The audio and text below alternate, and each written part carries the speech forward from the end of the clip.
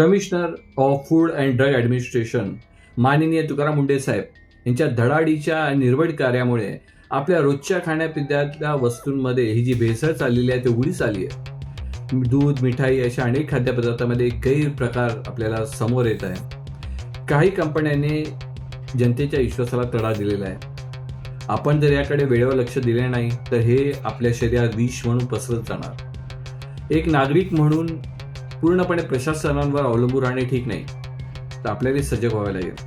आपण खरेदी करत असलेल्या वस्तूंची गुणवत्ता आणि सुनिश्चितता तपासणे ही देखील आपली जबाबदारी आहे. मी आज एका वडा विक्रेत्यांना बघितलं की थोडी गर्दी होती की तो न्यूजपेपरमध्ये वडे बांधून त्यांना देत होता. तेव्हा त्याला समजवले की वर्तमानपत्रातली शाई ही आरोग्याला किती हानिकारक ठरू शकते. तेव्हा त्याने मला ॲश्युरन्स दिला की तो पुढे बटर पेपरचा वापर करेल आणि मी स्वतः ते उद्या जाऊन चेक करणार आहे. या सांगण्याचे तात्पर्य असे आहे की समाजातील प्रत्येक छोटा बदल हा आपल्या सजगतेतूनच घडतो.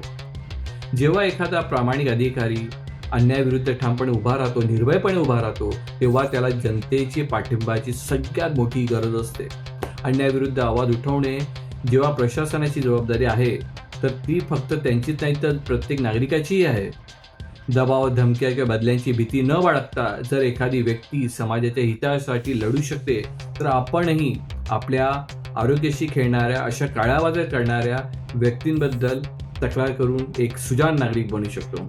स्वच्छ, सुरक्षित आणि निरोगी समाज घडवण्यासाठी प्रशासकीय प्रामाणिकते इतकेच जनतेची सतर्कता फार महत्त्वाची आहे. व्हिडिओ परत थोडीशी मनातली घेऊन तोपर्यंत जय हिंद.